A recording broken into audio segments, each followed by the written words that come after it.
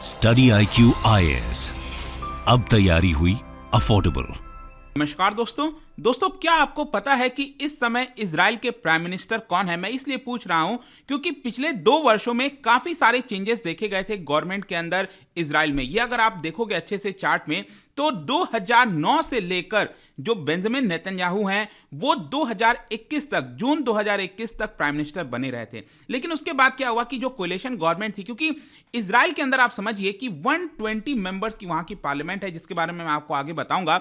वहां पर क्या है ना, बहुत ज्यादा पॉलिटिक्स होती है। भारत में तो आप पॉलिटिक्स देखते ही हो, लेकिन लेट मी टेल यू, इस 120 सीट में भी बहुत ज्यादा, मतलब छोटी छोटी कई सारे पार्टीज हैं, तो सबको एक साथ आना पड़ता है। कभी भी इजराइल के अंदर, let me tell you, majority की वन पार्टी की कभी भी कोई सरकार नहीं बन पाई है। यहां पर कोलिशन के बिना सरकार नहीं बन पाती है। तो ये जो बेंजामिन नेतन्याहू हैं वो 2021 तक प्राइम मिनिस्टर बने रहे थे। लेकिन उसके बाद आप देख सकते हो यहां पर जो अपोजिशन पार्टी से जो नफ्ताली बेनेट है वो प्राइम मिनिस्टर बने 2021 से फिर जून 2022 तक। फिर उसके बाद याइर लापिड ये प्राइम मिनिस्टर बन गए थे। लेकिन वापस से अब आप देखिए दिसंबर 2022 से बेंजामिन नेतन्याहू ये बन गए हैं इजराइल के प्राइम मिनिस्टर। लेकिन जब से इनकी सरकार आई है, इन्होंने काफी सारे चेंजेस कुछ करने की कोशिश की है जुडिशरी के अंदर, और इसीलिए ये आप देख पाओगे tens of thousands of Israelis protest against Netanyahu's court reform. तो इसको डिटेल से जानेंगे, और साथ ही साथ यहां पर यह भी बोला जा रहा है अपोजिशन पार्टी के द्वारा कि ये जो प्रोटेस्ट हो रहा है इतना बड़ा, उसकी वजह से सिविल वॉर की तरफ भी जा सकता है। तो क्या एक्चुअल में ऐसा हो सकता है? ये सारी चीजें डिस्कशन करना है।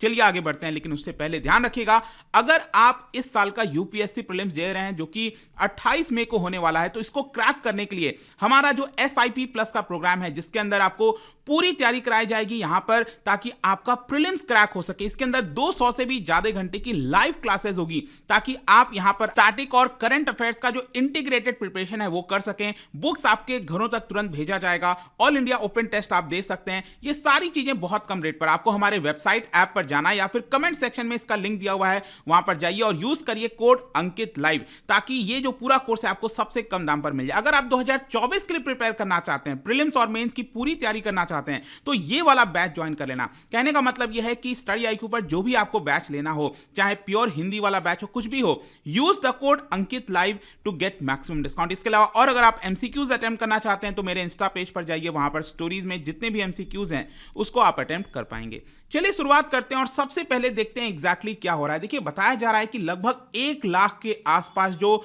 इजरायली सिटीजन्स हैं वो यहां पर क्या किए कि जेरूसलम में जो पार्लियामेंट है इजराइल की, जैसे कि आपको पता होगा कि जेरूसलम और पैलेस्टीन का लेकर जो विवाद है वो तो होता ही रहता है, और ये मैप भी अगर आप देखोगे तो ये बेसिकली आपको जेरूसलम देखने को मिलेगा, और यहां पर ये वेस्ट बैंक है बेसिकली, जो पैलेस्टीन जिसको कहते हैं, और नीचे जो गाजा पट्टी है, जो युद्ध वगैरह हुआ था आप सबको पता है। खैर, हम उसमें नहीं जाएंगे।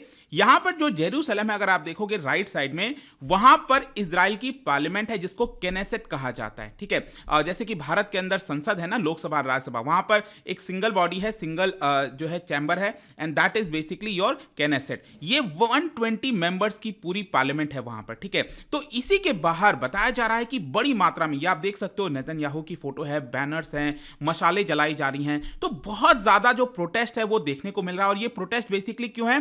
क्योंकि नेतन्याहू की कोलिशन गवर्नमेंट जब से आई है दिसंबर 2022 से, तब से उन्होंने यहां पर कई सारे जुडिशियल रिफॉर्म्स इंट्रोड्यूस किए हैं। उसी के बारे में हम बेसिकली जानेंगे। लेकिन सबसे पहले मैं आपको यह बता दूं कि ये जो भी प्रोटेस्ट हो रहा था, इसको लेकर इजराइल के अलग अलग कोने से जो लोग हैं, ट्रेन से, बसेस से, कार से वहां पर पहुंचे, और यहां पर डेमोक्रेसी, फ्रीडम, जुडिशियल इंडिपेंडेंस, इसको लेकर जो स्लोगन्स हैं बार बार रेस किया जा रहा था। इनफैक्ट ये जो प्रोटेस्ट है वो तब आया है कि एक दिन पहले इजराइल के जो प्रेसिडेंट हैं इसहाक हेrzog, उनके द्वारा एक टेलीविजन के अंदर स्पीच दिया गया, और उसमें उन्होंने वार्निंग दिया कि कहीं ना कहीं ये जो प्रोटेस्ट हो रहा है उसकी वजह से जो देश है, जो इजराइल है, it was on the brink of constitutional and social collapse. और इसीलिए प्रेसिडेंट के द्वारा आह्वान किया गया कि जितने भी लॉ मेकर्स हैं वो कहीं ना कहीं कुछ कॉम्प्रोमाइज पर आ जाएं, अदरवाइज इसकी वजह से बहुत बड़ी दिक्कत हो सकती है। अब क्वेश्चन यहां पर यह है कि आखिरकार ये प्रोटेस्ट क्यों हो रहा है? देखो, यहां पर एक तो मैं आपको यह बता दूं कि जब से नेतन्याहू की सरकार आई है दिसंबर 2022 से, तो लगभग वीकली एक प्रकार से माहौल बन गया इजराइल के अंदर। हर हफ्ते कहीं ना कहीं सैटरडे इवनिंग से प्रोटेस्ट जो है वो स्टार्ट होता है। लेकिन यहां पर क्या हुआ कि जो जस्टिस मिनिस्टर है अभी रिसेंटली, मतलब नेतन्याहू की सरकार में जस्टिस मिनिस्टर हैं यारिव लेविन, उनके द्वारा यहां पर कुछ प्रपोजल लाया गया जुडिशरी के अंदर। मैं आपको बोल रहा हूं ना, जुडिशरी के अंदर चेंजेस करने का प्रपोजल लाया गया, और जब से यह प्रपोजल लाया गया है उसके बाद से ये प्रोटेस्ट बहुत ज्यादा इंटेंसिफाई हो गया है। तो अब क्वेश्चन ये है कि ये प्रपोजल क्या क्या है। देखो, 4 मेन चेंजेस हैं जिसके बारे में आपको पता होना चाहिए। मेनली 3 बड़े चेंजेस जो आपको पता ही होना चाहिए। तो बेसिकली एक एक करके जान लेते हैं। सबसे पहला यहां पर यह बोला गया है कि अगर मान लो सुप्रीम कोर्ट के द्वारा कोई भी डिसीजन आता है और अगर वो यूनानिमस नहीं है, जैसे कि भारत में भी आपने देखा होगा ना कि सुप्रीम कोर्ट के अंदर मान लो 5 जजों की बेंच है, ठीक है। कई बार आपने देखा होगा 4 जज एक फैसला सुना रहे हैं, एक जज कोई दूसरा फैसला, कई बार 3 जज एक फैसला सुनाते हैं, दो जज अलग फैसला सुनाते हैं। तो ये जब यूनानिमस फैसला नहीं होता है ना, तो उस केस में जो वहां की संसद, वहां की जो पार्लियामेंट है, 120 मेंबर की जो पार्लियामेंट है ना, केनेसेट, जो मैंने आपको पिक्चर दिखाया था, उनके द्वारा सुप्रीम कोर्ट के जजमेंट को ओवरराइड किया जा सकता है।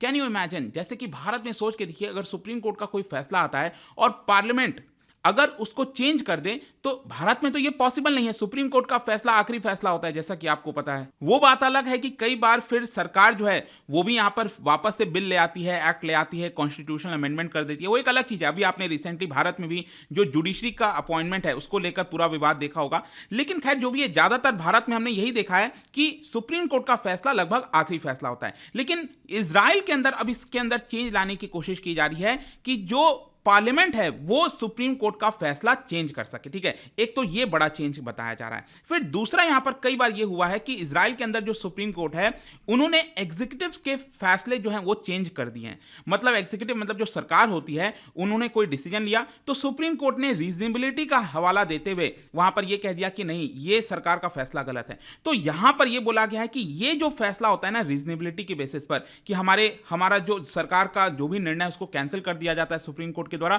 वो सुप्रीम कोर्ट नहीं कर सकती है। तो ये दूसरा बड़ा चेंज किया जा रहा है जुडिशरी के अंदर।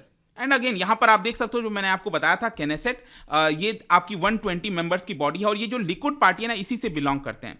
जो नेतन्याहू है वो लिकुड पार्टी से बिलोंग करते हैं। सोचिए उनके पास सिर्फ 32 सीट है, तो सरकार बनाने के लिए तो आपको 61 सीट चाहिए, क्योंकि 120 मेंबर की बॉडी है और बहुत थिन मेजॉरिटी रहती है। आप देखिए कितने छोटे छोटे पार्टीज को शामिल करके वहां पर सरकार बनाया जाता है। किसी के पास भी पूर्ण बहुमत वहां पर कभी देखने को नहीं मिला है। खैर जो भी है, ये 2 मेन चेंजेस। उसके बाद तीसरा जो चेंज है वो ये है कि यहां पर जो सुप्रीम कोर्ट के जजेस होंगे, उनका जो अपॉइंटमेंट किया जाएगा वो बेसिकली किसके द्वारा होगा। अभी क्या है कि एक कमिटी है जो कि सुप्रीम कोर्ट के जजेस का अपॉइंटमेंट करती है। उसके अंदर प्रोफेशनल्स होते हैं, खुद जो अलग अलग जजेस हैं वो भी होते हैं, और साथ ही साथ जो लॉ मेकर्स हैं वो भी होते हैं। भारत के अंदर क्या है, भारत के अंदर तो अभी सिर्फ जो कोलिजन सिस्टम है वही चलता है। सुप्रीम कोर्ट के जजेस ही आपस में मिलकर तय करते हैं कि कौन जज बनेगा अगला। तो इजराइल के अंदर यहां पर यह कमिटी है जो कि डिसाइड करती है। लेकिन नेतन्याहू इस जुडिशियल रिफॉर्म्स के माध्यम से यह कहना चाहते हैं, वो बदलाव करना चाहते हैं और ज्यादा पावर लॉ मेकर्स को देना चाहते हैं। मतलब कि जो लॉ मेकर्स हैं, पार्लियामेंट के अंदर जो लॉ मेकर्स हैं, वो ज्यादातर डिसाइड कर सकेंगे कि आखिरकार सुप्रीम कोर्ट का जज कौन बनेगा। तो इसकी वजह से डर यह है कि यहां पर जो राइट विंग की सोच विचारधारा वाले लोग हैं, क्योंकि नेतन्याहू का राइट विंग बताया जाता है बेसिकली, तो वो ज्यादातर जजेस उसी विचारधारा के आएंगे और उनके पक्ष में फैसला आएगा। इसलिए इस तरह की चीजें की जा रही हैं। फिर इसके अलावा यहां पर कुछ और छोटे मोटे चेंजेस हैं जो इतना इंपॉर्टेंट नहीं है, लेकिन ये बड़े चेंजेस हैं जो आपको पता होना चाहिए। लेकिन यहां पर क्या हुआ कि जब कई सारे थाउजेंड्स ऑफ प्रोटेस्ट सड़कों पर आ गए, उसके बावजूद भी यहां पर एक कमिटी है जिन्होंने इसको वोट कर दिया कि हाँ, ये वाला जो चेंजेस है वो हमें करना चाहिए। अब क्या होगा कि ये फाइनली पार्लियामेंट के अंदर आएगा, जो केनेसेट है वहां पर आएगा, इसको लेकर डिबेट होगी और फाइनली डिसाइड किया जाएगा। वहां पर ऑब्वियस सी बात है, नेतन्याहू की कोalition के पास इस समय पूर्ण बहुमत है। अगर वो डिसाइड करें तो ये पार्लियामेंट अगर पास कर देती है तो ये चेंजेस आपके सिद्ध हो जाएंगे, मतलब कि ये लॉ में कन्वर्ट हो जाएगा और सारे चेंजेस अप्रूव कर दिए जाएंगे। वो देखना होगा कि नहीं। लेकिन क्वेश्चन यहां पर यह भी आपके मन में आएगा कि आखिरकार नेतन्याहू इतने बड़े चेंजेस जुडिशरी के अंदर क्यों कर रहे हैं, आखिरकार कारण क्या है। देखो, एक तो सबसे पहले मैं ये चीज आपको बता दूं, जो कंजर्वेटिव वहां पर गवर्नमेंट है, जो राइट विंग गवर्नमेंट है जैसे नेतन्याहू की, उन्होंने लंबे समय से, और जो लोग हैं जो राइट विंग विचारधारा वाले लोग हैं, वो लंबे समय से कहीं ना कहीं उनके मन में यह है कि जो जुडिशरी है इस समय इजराइल के अंदर वो काफी ज्यादा लेफ्ट लीनिंग है। मतलब लेफ्ट विचारधारा की है। तो एक तो हमें इसके अंदर बदलाव करने की जरूरत है। फिर इसके अलावा यहां पर नेतन्याहू की जो कोलिशन गवर्नमेंट है, उन्होंने क्लेम किया है कि इजराइल के जो लोग हैं वो लीगल सिस्टम पर अपना फेथ खो चुके हैं, तो उसको वापस से रीगेन करने के लिए हम चाहते हैं कि यहां पर जो इलेक्टेड रिप्रेजेंटेटिव हैं, मतलब कि जो लॉ मेकर्स हैं, वही जजेस को अपॉइंट करें। हम नहीं चाहते कि यहां पर जो जजेस हैं वो किसी और माध्यम से आए। तो एक तो ये रीजन है। फिर दूसरा यहां पर क्या है ना कि रिसेंटली अगर आप देखोगे तो इजराइल के अंदर जो सुप्रीम कोर्ट है, उन्होंने यहां पर कई ऐसे फैसले सुनाए हैं जो कि नेतन्याहू या फिर जो राइट विंग के लोग हैं उनके खिलाफ जाता है। जैसे कि यहां पर एक तो पैलेस्टीनियन लैंड को लेकर कुछ फैसला सुनाया गया, उसके बाद एलजीबीटीक्यू कम्युनिटी जो है उनको लेकर कुछ फैसला सुनाया गया। तो ये सारी चीजों को यहां पर पलटना चाहती है इस समय नेतन्याहू की सरकार, तो इसकी वजह से ये चेंजेस किए जा रहे हैं। फिर एक और जो मेन मुद्दा यहां पर सामने आया वो ये है कि इस समय आपको पता होगा कि नेतन्याहू के ऊपर करप्शन के चार्जेस लगे हुए हैं, उनके ऊपर ट्रायल चल रहा है। तो यहां पर हो सकता है कि इसकी शुरुआत हो कि अगर कल के डेट में नेतन्याहू को कोई सजा होती है, कोई भी प्रॉब्लम होता है, तो वो पार्लियामेंट के द्वारा उसको पलट दिया जाए। तो ये कुछ इंपॉर्टेंट चीजें हैं जिसके बारे में आपको पता होना चाहिए। लेकिन खैर जो भी है, यहां पर जो चेतावनी है सिविल वॉर को, वो भी दिया जा रहा था। जो ओपोजिशन पार्टीज हैं, उनके जो लीडर्स हैं जैसे याइर लैपिड, उन्होंने यहां पर कहा है कि ये जो लेजिस्लेचर लाया जा रहा है, it threatens to destroy the country at breakneck speed. इसके अलावा उन्होंने कहा कि इफ दिस लेजिस्लेशन पासेस, जो डेमोक्रेटिक चैप्टर है इजराइल का वो खत्म हो जाएगा। Former defence minister, again opposition के लीडर हैं बेनी गैंट्स, उनके द्वारा बोला गया है कि ये सिविल वॉर में कन्वर्ट हो सकता है। कई सारे एक्सपर्ट्स का मानना है कि एक तो ऑलरेडी जेरूसलम और वेस्ट बैंक में वायलेंस तो देखने को मिल रहा है। इस साल ऑलरेडी 47 पैलेस्टीनियन और 10 इजराइल मारे गए हैं, और फर्दर ये जो प्रोटेस्ट हो रहा है इन रिफॉर्म्स की वजह से, ये एक तरह से कंट्री को लॉ एंड ऑर्डर का जो सिचुएशन है वो काफी ज्यादा नीचे कर देगा। लॉ एंड ऑर्डर जो है इजराइल के अंदर काफी प्रॉब्लम में आ जाएगा। खैर जो भी है, नेतन्याहू एक का कहना है कि देखिए हम ऐसा कुछ नहीं कर रहे हैं, यहां पर जो भी है वो लोगों के विल से हो रहा है, और साथ ही साथ उनका कहना है कि ऑपोजिशन पार्टी जानबूझकर इजराइल को एनार्की की तरफ ढकेलना चाहती है। हमारा पूरा फोकस है कि रिफॉर्म्स को लाना, और वो हम कर रहे हैं। लेट्स सी यहां पर क्या होता है, बट आई होप कि ये जो बड़ा एक मुद्दा था उसके बारे में आपको डिटेल से समझ में आ गया होगा। और जाने से पहले एक इंटरेस्टिंग क्वेश्चन, क्या आप बता सकते हो कि क्योंकि हम जुडिशरी की बात कर रहे हैं, तो भारत के पर्सपेक्टिव से क्या बता सकते हैं, इनमें से कौन सा डायरेक्टली, इन 4 स्टेटमेंट में से कौन सा डायरेक्टली रिलेट करता है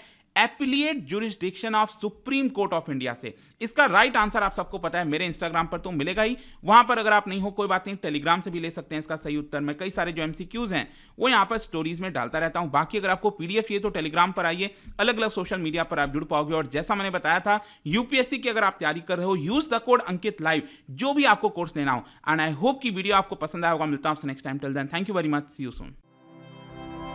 स्टडी IQ IAS, अब तैयारी हुई अफोर्डेबल।